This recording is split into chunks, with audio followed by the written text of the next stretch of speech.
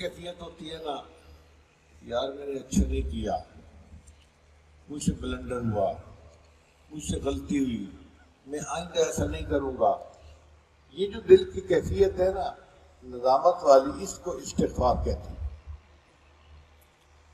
توبہ اور استغفار ایک دوسرے کی جگہ پر استعمال کرتے رہتے ہیں الفاظ۔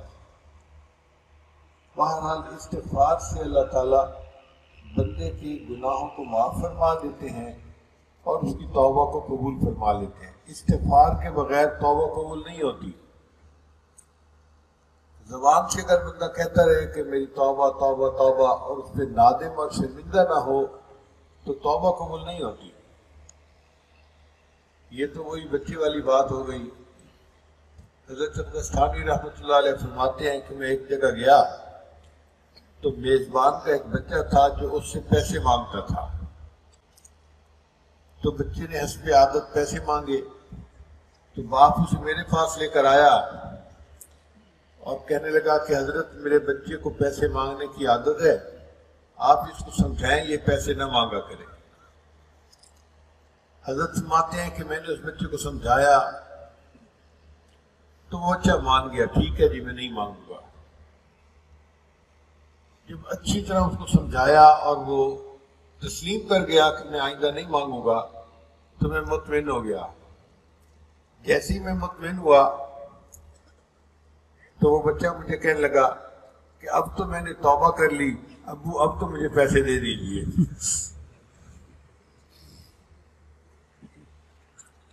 تو اس طرح کی توبہ کہ جس میں دل کی ندامت شامل نہ ہو وہ قبول نہیں ہوتی۔ دل کی ندامت کا شامل ہونا ضروری ہے۔ اس لیے استغفار کرنے کا ہمیں کثرت کے ساتھ حکم ہے۔ نبی علیہ السلام نے ارشاد فرمایا طوبیٰ لمن وجد فی صحیفتہ استغفارا کثیرا، قیامت کے دن جس بندے کے نام اعمال میں زیادہ استغفار ہوگا اس بندے کو مبارکباد ہو۔ جتنا زیادہ نام اعمال میں استغفار ہوگا اتنا قیامت کے دن ہمارے لیے آسانی ہو جائے گی۔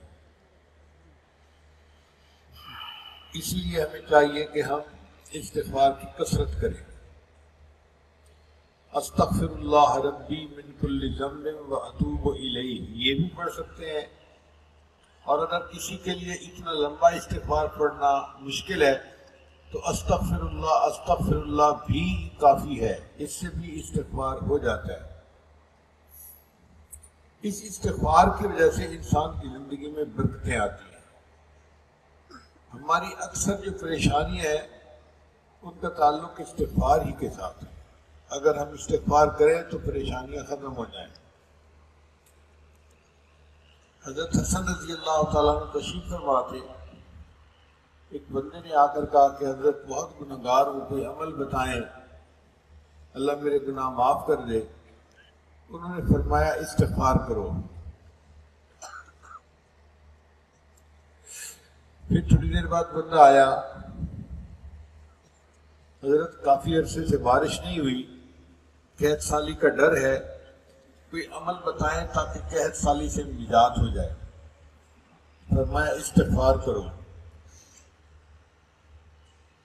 ایک بندہ آیا، حضرت بہت غریب ہوں، مال پیسے کی بہت تنگی ہے، دعا کریں اللہ مجھے مال دے دے فراخی والا تاکہ میں اپنی ضرورتوں کو پورا کر لوں۔ حضرت نے فرمایا استغفار کرو۔ پھر ایک بندہ آیا، حضرت دعا کرو میرے ہاں بیٹا پیدا ہو جائے۔ حضرت نے فرمایا استغفار کرو۔ پھر ایک بندہ آیا کہ حضرت میرا باغ ہے، کوئی عمل بتائیں کہ باغ کا پھل زیادہ ہو۔ حضرت نے فرمایا استغفار کرو۔ پھر ایک بندہ آیا، حضرت کوئی عمل بتائیں زمین میں سے پانی نکل آئے۔ فرمایا استغفار کرو۔ اب ایک بندہ یہ ساری باتیں سن رہا تھا، وہ بڑا حیران، ہر بندہ الگ الگ پرابلم لے کے آیا اور حضرت نے ایک ہی عمل سب کو بتایا۔ تو اس نے کہا کہ حضرت یہ اچھا نسخہ آپ کے ہاتھ میں آ گیا ہے، ہر کسی کو استغفار کی تعلیم دے رہے ہیں۔ تو حضرت نے جواب میں فرمایا کہ دیکھو یہ میں اپنی طرف سے نہیں بتا رہا، یہ نسخہ اللہ نے قرآن مجید میں ارشاد فرمایا ہے، استغفروا ربکم انہ کان غفارا، گناہ معاف ہوتے ہیں، پہلا بندہ۔ یرسل السماء علیکم مدرارا، بارشیں اللہ برساتا ہے، یہ دوسرا بندہ تھا۔ وَيُمْدِدْكُمْ بِأَمْوَالٍ، اور اللہ مال کے ذریعے سے تمہاری مدد کرے گا، وَبَنِينَ، اور بیٹوں کے ذریعے سے تمہاری مدد کرے گا، وَيَجْعَلْ لَكُمْ جَنَّاتٍ وَيَجْعَلْ لَكُمْ أَنْهَارًا، اللہ تمہیں باغوں کا پھل زیادہ دے گا اور تمہارے لیے زمین کے نیچے سے پانی نکال دے گا۔ تو یہ تو اللہ نے قرآن مجید میں فرما دیا، اس لیے اس میں کوئی شک والی بات نہیں ہے، 100% اللہ کی رحمت ہوتی ہے اور یہ سب پریشانیاں انسان کی دور ہو جاتی ہیں۔ آپ غور کریں، ہماری پریشانیاں اکثر و بیشتر کون سی ہوتی ہیں؟ کوئی کہتا ہے جی بیٹیاں ہیں بیٹا نہیں ہے، پریشان۔ کوئی کہتا ہے جی جاب نہیں ہے، کوئی کہتا ہے جی دکان پہ نفع زیادہ نہیں ہے، کاروبار نہیں چل رہا، کوئی کہتا ہے جی گناہ زیادہ ہو گئے ہیں۔ تو ان تمام پریشانیوں کا حل استغفار کی کثرت ہے، اور یہ جو قرآن مجید میں بتایا ہوا نسخہ ہے، اس لیے 100% ٹھیک ہے۔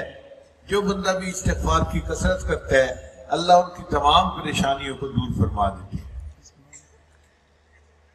اور ایک اور مزے کی بات کہ استغفار کرنے سے انسان مستجاب الدعوات بن جاتا ہے۔ مستجاب الدعوات کہتے ہیں جس بندے کی ہر دعا قبول ہوتی ہو، جو کثرت سے استغفار کرے گا اس کی اللہ ہر دعا کو قبول کرے گی۔ کتابوں میں امام احمد بن حنبل کا واقعہ لکھا ہے، ایک دن انہوں نے قریبی بستی میں جانا تھا تو اپنی گٹھری اٹھائی سامان کی اور اکیلے چل پڑے کہ میں بستی سے ہو کے آ جاتا ہوں۔ مغرب وقت راستے میں ان کو ایک بستی میں نماز کا وقت ہو گیا۔ امام صاحب نے اس بستی میں نماز پڑھی اور ان کا پروگرام یہ تھا کہ میں عشاء پڑھ کے اسی مسجد میں رات کو سو جاؤں گا اور صبح اٹھ کے میں باقی سفر طے کروں گا۔ جب عشاء کی نماز پڑھی تو جو مسجد کا خادم تھا وہ آیا اور اس نے کہا بڑے میاں آپ جلدی نماز پڑھے، میں نے مسجد کو تالا لگانا ہے۔ امام صاحب تو رات رہنے کا پروگرام بنا چکے تھے، چنانچہ اٹھنے میں تھوڑا دیر ہوئی تو وہ مسجد کا جو خادم تھا وہ گرم ہو گیا۔ بابا آپ میری بات نہیں سنتے، آپ کو میں نے صاف بتایا ہے کہ آپ جائیں، میں نے تالا لگانا ہے اور آپ جا ہی نہیں رہے، اگر آپ نہیں جائیں گے تو میں آپ کا سامان اٹھا کر باہر گلی میں پھینک دوں گا۔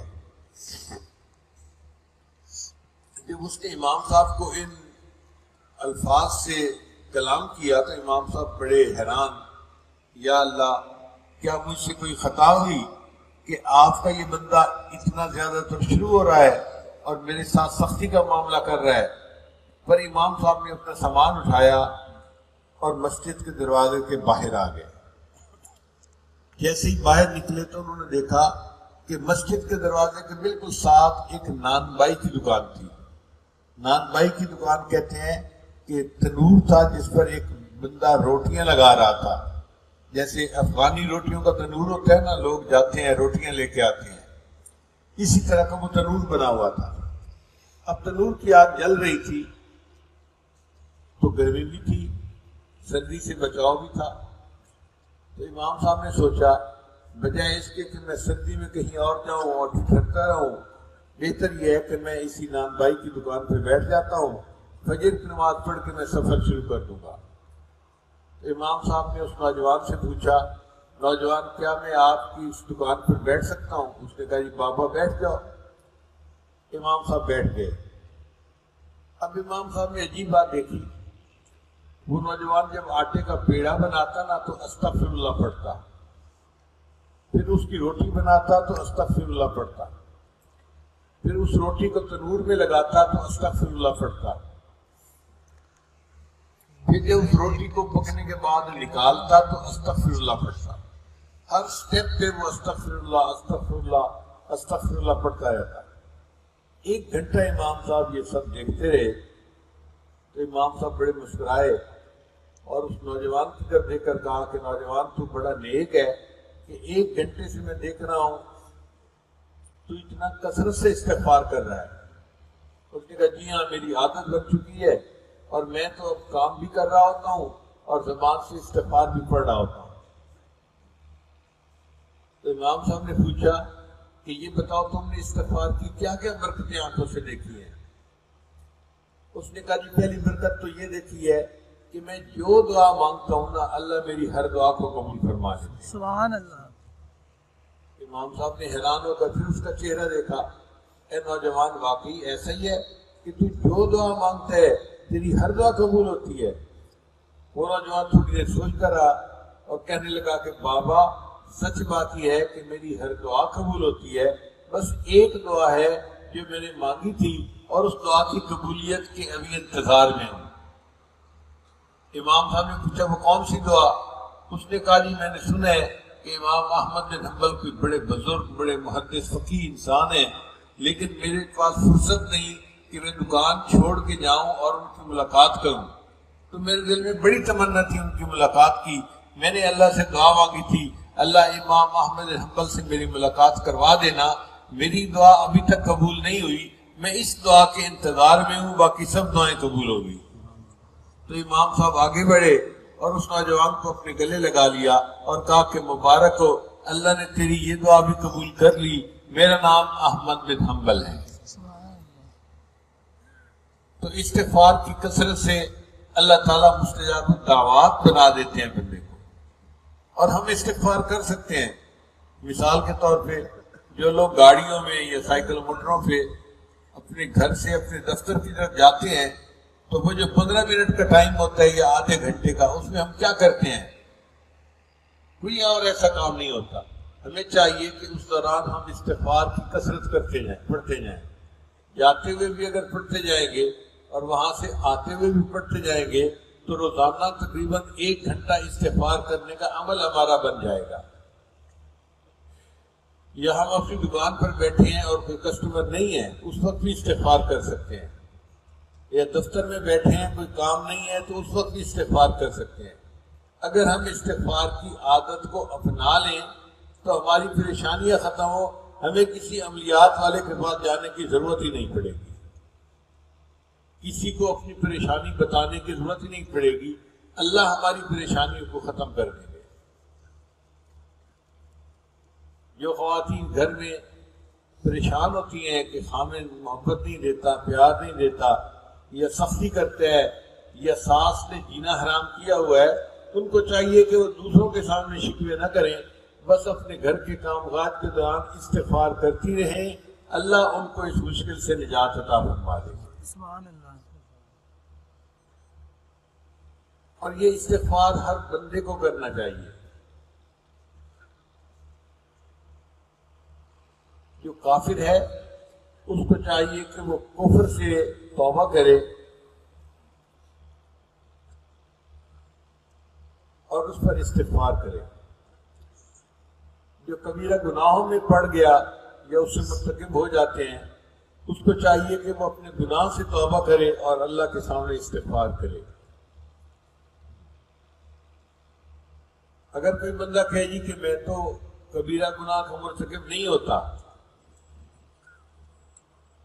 تو بھائی جو نماز کے اندر غفلت ہو جاتی ہے اس پر استغفار کرنا ضروری ہے۔ اگر کوئی کہے جی کہ مجھے تو غفلت ہی نہیں ہوتی، تو بھائی شیطانی وساوس جو آتے ہیں ان کے اوپر استغفار کرنا ضروری ہے۔ اگر کوئی کہے جی میں تو اس درجے کو پہنچ گیا کہ مجھے شیطانی وساوس بھی نہیں آتے، تو ہمارے مشائخ نے لکھا ہے کہ اس بندے کے لیے اخلاص کی کمی پر توبہ استغفار کرنا ضروری ہے۔ کوئی بندہ دنیا میں ایسا نہیں جو یہ کہہ سکے کہ جی میرے اندر اخلاص کی کمی نہیں ہے۔ ہم جتنا زور لگا کے اچھے طریقے سے نماز پڑھیں، ہماری نماز پھر بھی اللہ تعالیٰ کی شان کے مطابق نہیں ہو سکتی۔ آپ غور کیجئے، ہمارے آقا اور سردار حضرت محمد مصطفیٰ احمد مجتبیٰ صلی اللہ علیہ وسلم نے ارشاد فرمایا ما عبدناک حق عبادت، اے اللہ ہم نے آپ کی عبادت ایسے نہیں کی جیسی عبادت کرنے کا حق تھا۔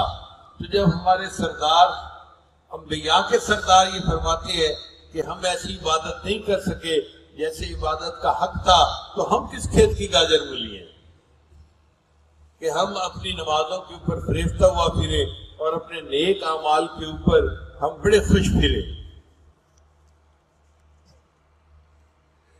تو ہمیں چاہیے کہ ہم اپنی نیکیوں پر بھی استغفار کریں، کیونکہ وہ جو نیکیاں ہم نے کی ہیں وہ بھی غفلت والی کی ہیں، وہ بھی معیار میں پوری نہیں ہے، اچھی نہیں ہے۔ امام ربانی مجدد ثانی رحمۃ اللہ نے اپنے مکتوبات میں لکھا ہے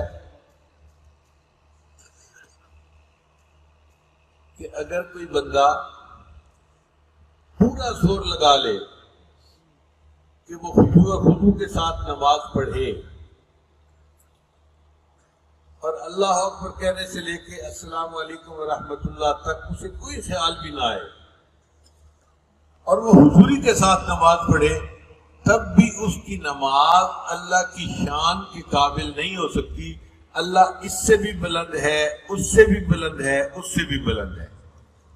اللہ کی شان اتنی اونچی ہے کہ مخلوق اس کی شان کے مطابق نماز پڑھ ہی نہیں سکتی۔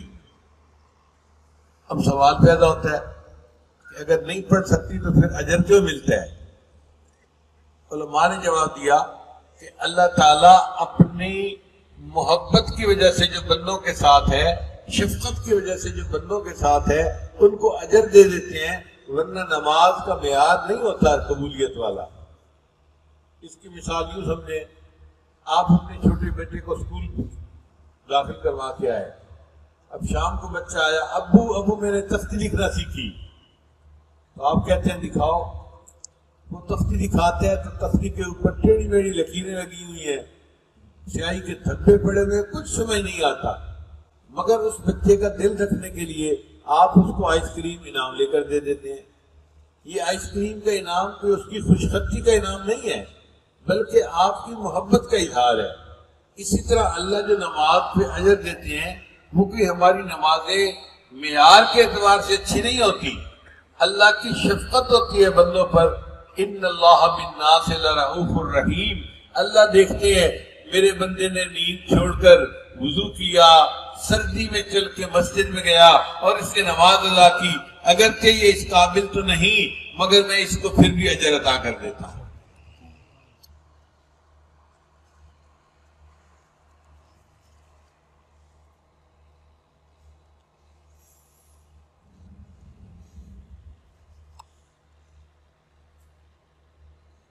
بخاری شریف کی روایت ہے کہ بنی اسرائیل کا ایک عبادت گزار تھا، اللہ کا عاشق تھا۔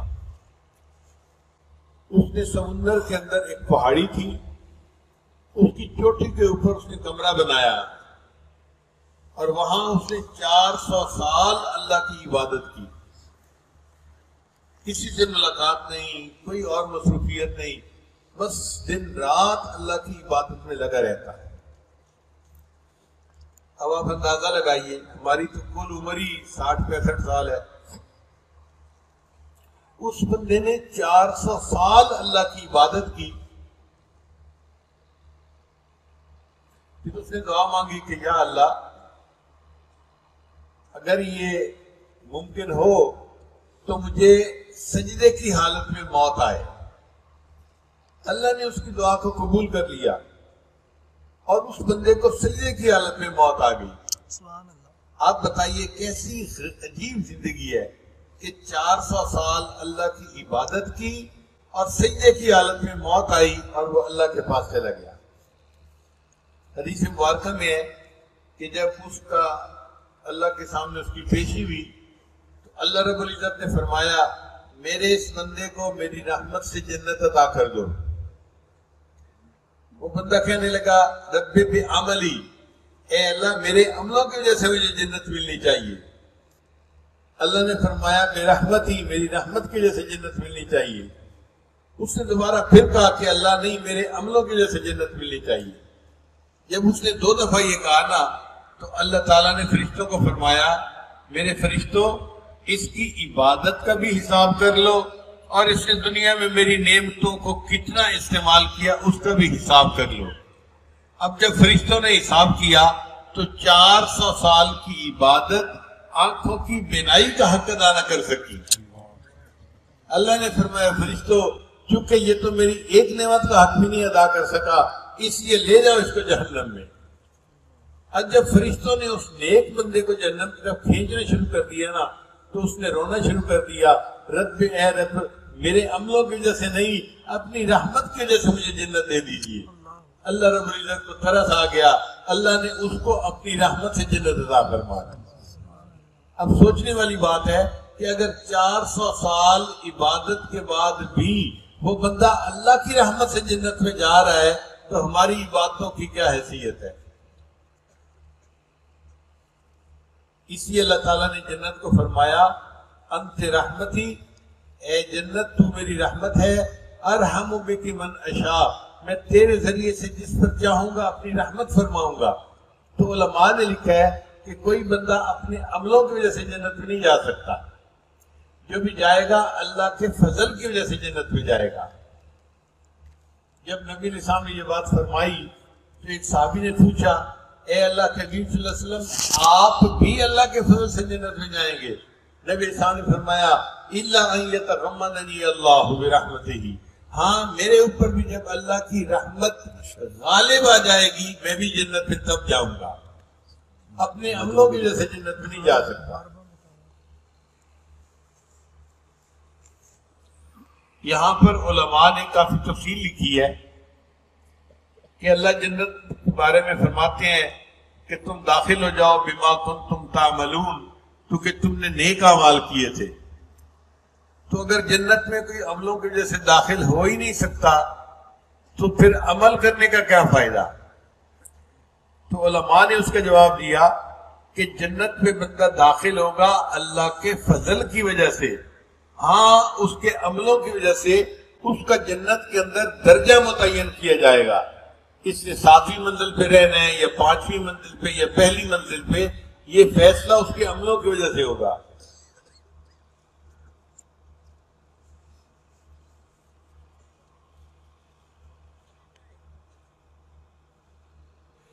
اللہ تعالیٰ ارشاد فرماتے ہیں وَلِكُلٍّ دَرَجَاتٌ مِّمَّا عَمِلُوا، تم میں سے ہر بندے کو درجہ ملے گا اس کے عملوں کے بقدر۔ یعنی جب جنت میں داخل ہوگے تو جتنے عمل ہوں گے جنت کے درجے کا تعین اس سے کیا جائے گا۔ بندہ جنت میں اللہ کی رحمت سے داخل ہوگا، عملوں کی وجہ سے داخل نہیں ہو سکتا۔ اس لیے جو اپنے آپ کو نیک سمجھتے ہیں نا اور اپنی نیکی پہ فریفتہ ہوئے پھرتے ہیں ان کو بھی ڈرنے کی ضرورت ہے۔ نہ اللہ کو ہماری فرض نمازوں کی ضرورت ہے، نہ تہجد کی ضرورت ہے، نہ تلاوت کی، نہ کسی اور عمل کی ضرورت ہے۔ اللہ کے پاس نمازیں پڑھنے کے لیے فرشتے کافی ہیں۔ نبی اسلام نے فرمایا کچھ ایسے بھی فرشتے ہیں جو قیام میں ہیں، قیامت تک قیام کی حالت میں رہیں گے، کچھ رکوع میں ہیں، قیامت تک رکوع میں رہیں گے، کچھ سجدے میں ہیں، وہ قیامت تک سجدے میں رہیں گے۔ اب اتنے کھربوں فرشتے اللہ کی عبادت کرنے کے لیے کافی تھے، پھر اللہ نے بندے کو پیدا کیوں کیا؟ تو علماء نے لکھا ہے کہ بندے کو پیدا اس لیے کیا کہ اس کے اندر ہمدردی ہوتی ہے، محبت ہوتی ہے، یہ دوسرے کے ساتھ کام آئے، دوسرے کی ہمدردی کرے اور اس کے غم کو بانٹے۔ یہ جو محبت پیار ہے، ہمدردی ہے ایک دوسرے کے ساتھ، یہ چیز اللہ کو مطلوب ہے۔ اور جس بندے کے اندر ہمدردی نہیں، دوسروں کا غم نہیں، اس کی نمازوں کی اللہ کو کوئی پرواہ نہیں۔ دل دکھنے والا ہو، دوسرے کے غم پہ دکھی ہو، دوسرے کی پریشانی پہ دکھی ہو، اور انسان اللہ کے حضور دعائیں مانگے اور دوسرے بندے کی پریشانی کو دور کرنے میں اس کی مدد کرے۔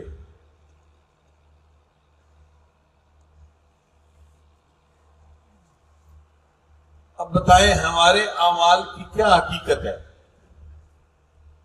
اللہ کے حبیب صلی اللہ علیہ وسلم سید الاولین والآخرین جو مقصود کائنات تھے، اللہ تعالیٰ نے ان کو ارشاد فرمایا کہ اے میرے محبوب آپ نے بڑی پاکیزہ زندگی گزاری، آپ تو معصوم ہیں، فسبح بحمد ربک واستغفرہ، اب آپ رب کے نام کی تسبیح کیجئے اور اس پر استغفار کیجئے جو زندگی آپ گزار چکے۔ اگر معصوم زندگی گزارنے پر بھی استغفار کی ضرورت ہے تو ہم تو خطا کار ہیں. ہمیں تو اور زیادہ رو دھو کے معافی مانگنی چاہیے اور استغفار کرنا چاہیے. اس لیے استغفار ہر بندے کے لیے کرنا ضروری، چاہے وہ کتنے درجے پہ کیوں نہ پہنچ جائے. اور استغفار کرتے ہوئے دل میں ندامت ہونا بھی ضروری ہے. رابعہ بصریہ اللہ کی نیک بندی فرمایا کرتی تھی، استغفارنا یحتاج الی استغفار، کہ ہمارا تو استغفار ایسا ہے ہمیں اس کے اوپر استغفار کرنے کی ضرورت ہے. کہ یا اللہ ہم نے صحیح طریقے سے استغفار نہیں کیا، ہم اس پر بیٹھ کر استغفار کریں. توبہ بر لب سبح بر کف، دل پورا لطف گناہ. توبہ میری زبان پر ہے اور تسبیح میرے ہاتھ میں ہے، لیکن میرا دل گناہوں کی لذتیں لے رہا ہے. معصیت را خندہ میں آیت بر استغفار ماں، میرے اس استغفار کے اوپر معصیت کو بھی ہنسی آ رہی ہے. یہ کیسی توبہ ہوئی بھائی؟ تو دل میں ندامت کا ہونا انتہائی ضروری. تو دو اسباب جن کی وجہ سے گناہ معاف ہوتے ہیں، ان میں سے ایک ہے گناہوں سے توبہ کرنا، اور دوسرا ہے کہ اپنے گناہوں پر نادم اور شرمندہ ہونا اور استغفار کرنا. چنانچہ قرآن مجید میں نیک اعمال کے بعد بھی توبہ کرنے کا، استغفار کرنے کا حکم ہے. آپ دیکھیے کہ تہجد کی نماز کتنی عظیم نماز ہے، اللہ کا قرب ملتا ہے، اللہ کے پسندیدہ بندوں کا عمل ہے. مگر اللہ اپنے ان پسندیدہ بندوں کے بارے میں فرماتے ہیں، کانوا قلیلا من اللیل ما یہجعون وبالاسحار هم یستغفرون. رات کو وہ تھوڑا سوتے تھے، اللہ کی عبادت میں مشغول رہتے تھے، اور جب تہجد کا وقت آتا تھا تو وہ اس وقت اللہ کے سامنے استغفار کرتے تھے. اب یہ بندہ رات کو کوئی کبیرہ گناہ تو نہیں کرتا رہا، کوئی فلمیں تو نہیں دیکھتا رہا، ڈرامے تو نہیں دیکھتا رہا، یہ تو تہجد پڑھتا رہا، نفل پڑھتا رہا. اللہ فرماتے ہیں اس کے باوجود تمہیں چاہیے کہ ان عملوں پر استغفار کرو. اس لیے انسان وضو کرتے ہیں نا، تو وضو کے بعد دعا مانگتا ہے، اشہد ان لا الہ الا انت استغفرک و اتوب الیک. دیکھو بھائی، وضو کیا ہے، کوئی گناہ نہیں کیا، مگر اس پر بھی ہمیں استغفار کا حکم ہے.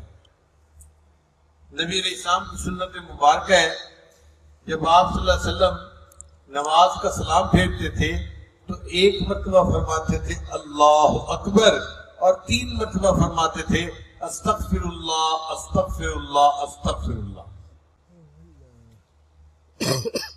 بھئی نماز پڑھی ہے، کوئی گناہ تو نہیں کیا، پھر استغفار کیوں؟ علماء نے لکھا کہ اس کی مثال ایسے ہے کہ جیسے کوئی بندہ یوں کہ یا اللہ، جو میں نے عبادت کی، میری عبادت تو اس قابل نہیں تھی، تیری شان اس سے بھی بلند، اللہ اکبر، اور استغفر اللہ استغفر اللہ استغفر اللہ. اللہ پلیز پلیز پلیز آپ میری اس ٹوٹی پھوٹی عبادت کو جیسی بھی ہے بس قبول کر لیجئے. تو نماز پڑھنے کے بعد بھی استغفار کا حکم ہے. آپ دیکھیے حج بندہ کر کے آتا ہے تو حدیث پاک میں آتا ہے کہ بندہ گناہوں سے ایسے پاک ہو جاتا ہے کہ جیسے اس دن پاک تھا جب اس کی والدہ نے اس کو جنم دیا تھا. پیدائش کے دن جیسے گناہوں سے پاک تھا، ایسے پاک ہو کر واپس لوٹتا ہے. اور اللہ تعالیٰ حج کے بعد بھی استغفار کا حکم فرماتے ہیں. چنانچہ فرمایا ثم افیضوا من حیث افاض الناس واستغفر اللہ. حالانکہ یہ بندہ ابھی وقوف عرفہ کر کے آیا ہے مزدلفہ میں، اور اللہ اس بندے کو بھی حکم دیتے ہیں کہ تم بھی استغفار کرو. اس کا مطلب یہ ہوا کہ کوئی بندہ کتنا نیک کیوں نہ ہو جائے، کتنا بڑے سے بڑا عمل کیوں نہ کر لے، اس کو پھر بھی استغفار کرنے کی ضرورت ہے. اور اگر وہ کہے کہ جی مجھے تو گناہ کیا نہیں تو استغفار کیوں کروں، تو اس سے بڑا گناہ اور کیا ہے کہ بندہ اپنے عمل کو جو ہے وہ اللہ کی شان کے برابر سمجھ رہا ہے. اپنے کھوٹے سکے کو بھی کھرا سمجھ رہا ہے. اس سے بڑی غلطی کوتاہی اور کیا ہو سکتی ہے؟ تو اس لیے توبہ بھی کریں اور استغفار بھی کریں اور اللہ تعالیٰ سے قبولیت کی امید بھی رکھیں۔ پھر تیسرا عمل جس سے گناہ معاف ہوتے ہیں، الحسنات الماحیہ، انسان جو نیک اعمال کرتا ہے ان کی وجہ سے اللہ اس کے گناہوں کو معاف کر دیتے ہیں۔ قرآن مجید میں اللہ فرماتے ہیں ان الحسنات یذہبن السیئات، کہ نیکیاں گناہوں کو دھو دیتی ہیں۔ جیسے کپڑا میلا ہو جائے، صابن سے دھو دینے سے کپڑا پھر صاف ہو جاتا ہے، اسی طرح نیکیاں کرنے سے انسان کے گناہ دھل جاتے ہیں، اس کا دل پھر صاف ہو جاتا ہے۔ تو ہمیں چاہیے کہ ہم دوڑ دوڑ کے نیکی کریں، بھاگ بھاگ کے نیکی کریں۔ نبی اسلام نے ارشاد فرمایا جب تم سے کوئی گناہ ہو جائے تو تم زیادہ نیکی کرو، نیکی اس گناہ کے اثر کو ختم کر دیتی ہے۔ اب شیطان یہاں پہ دھوکہ دیتا ہے، طالب علم کے ذہن میں بات ڈالتا ہے، تم مدرسے کے طالب علم ہو، حدیث پڑھتے ہو، قرآن پڑھتے ہو، لیکن بدنظری بھی تو کرتے ہو، تو تمہارے پڑھنے کا کیا فائدہ؟ چھوڑو پڑھنے کو۔ بھئی اللہ کے بندے اگر بدنظری نہیں چھوٹ رہی تو پڑھنا کیوں چھوڑے؟ الٹا پڑھنا ہی چھوڑ دیتے ہیں کہ جی میں تو پڑھنا اس لیے چھوڑ رہا ہوں کہ جب گناہ نہیں چھوٹ رہے تو پڑھنے کا کیا فائدہ۔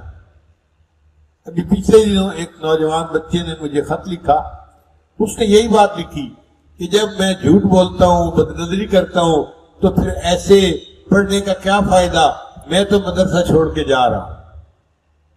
پھر میں نے اسے بلا کے سمجھایا کہ دیکھو بچے، یہ شیطان کا تمہارے اوپر وار ہے، وہ حملہ کر رہا ہے کہ تم جو نیکی کر رہے ہو کہیں اس سے تمہارے گناہ دھل نہ جائیں، تم نیکی سے محروم ہی ہو جاؤ۔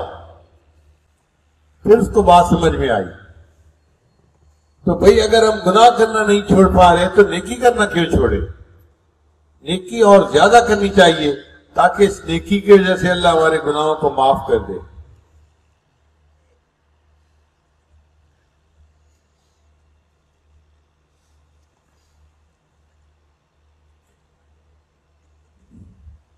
تو یہ تین باتیں ہو گئی، توبہ کرنا، استغفار کرنا اور نیک اعمال دوڑ دوڑ کے بھاگ بھاگ کے کرنا۔ چوتھا عمل جس سے انسان کے گناہ معاف ہوتے ہیں، دعاء المؤمنین للمؤمن، ایک مومن دوسرے مومن کے لیے جو دعا کرتا ہے اللہ اس سے بھی مومن کے گناہوں کو معاف فرما دیتے ہیں۔ حدیث مبارکہ میں ہے کوئی آدمی فوت ہو جائے اور اس کا جنازہ 40 بندے پڑھائیں جو ایمان والے ہوں، ان کا جنازہ پڑھانے سے اللہ تعالیٰ میت کے گناہوں کی بخشش فرما دیتے ہیں۔ اس لیے حدیث پاک میں آتا ہے کہ دوست کی دعا دوست کے پیٹھ پیچھے قبول ہوتی ہے۔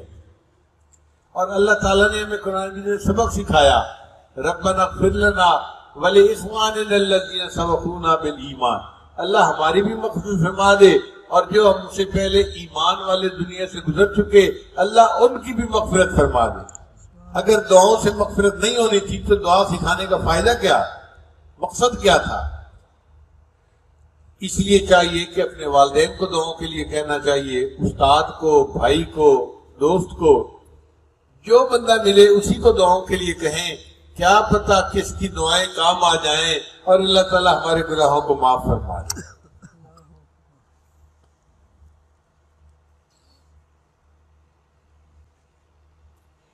پھر پانچواں عمل جس سے گناہ معاف ہوتے ہیں، ما یعمل للمیت من اعمال البر، جب کوئی بندہ فوت ہو جاتا ہے تو اس کی طرف سے جو نیک اعمال کیے جاتے ہیں اس کی وجہ سے بھی اللہ میت کے گناہوں کو معاف فرما دیتے ہیں۔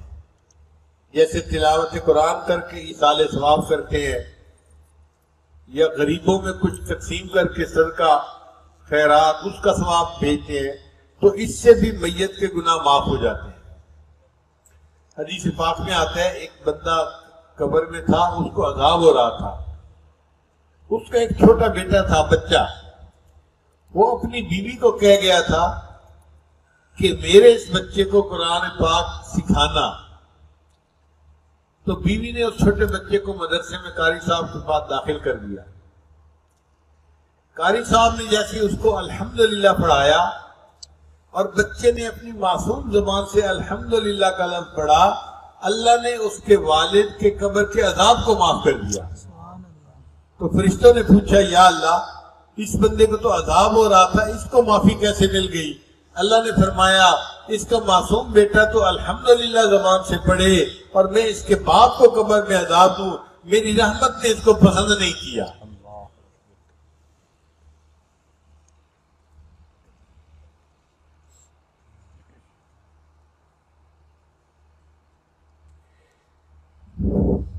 پھر چھٹا عمل جس کی وجہ سے گناہ معاف ہوتے ہیں، المصائب التی یکفر اللہ بها الخطایا فی الدنیا۔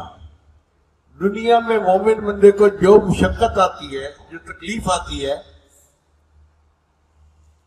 ہر تکلیف پر، ہر مشقت پر اللہ تعالیٰ اس کے گناہ معاف فرما دیتے ہیں۔ یہ نبی علیہ السلام کی رحمت للعالمین کے صدقے اللہ نے اس امت کے ساتھ خاص معاملہ کیا۔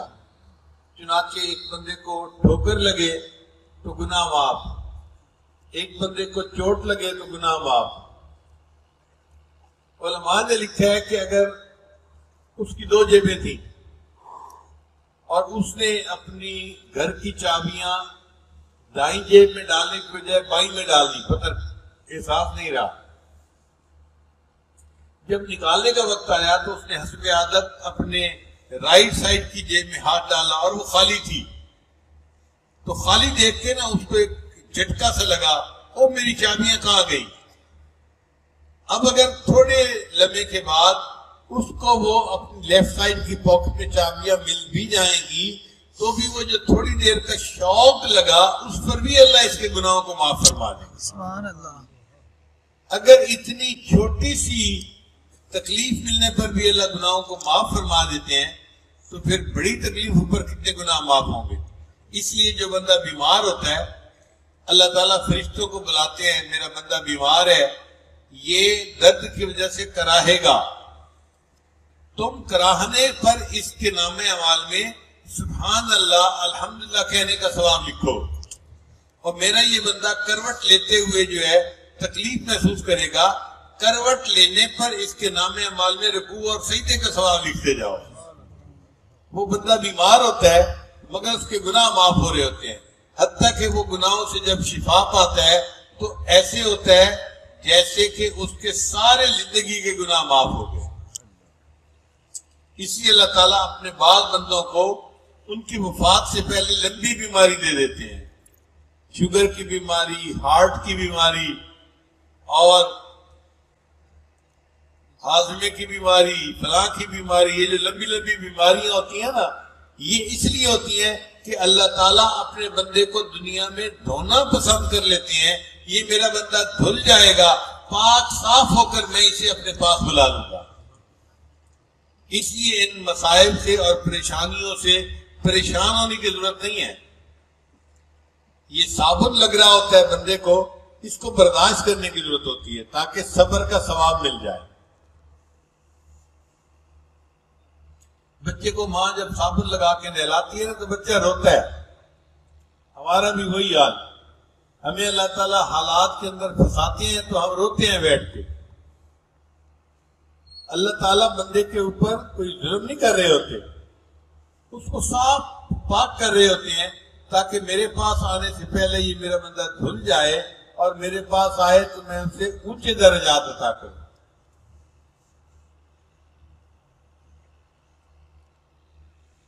اسی طرح کوئی بندہ گھر میں فوت ہو گیا، اب یہ دل پہ کتنا بڑا صدمہ ہوتا ہے، تو اگر کوئی انا للہ پڑھ لے گا تو اللہ تعالیٰ اس کو پہاڑوں برابر نیکیوں کا اجر عطا فرما دے۔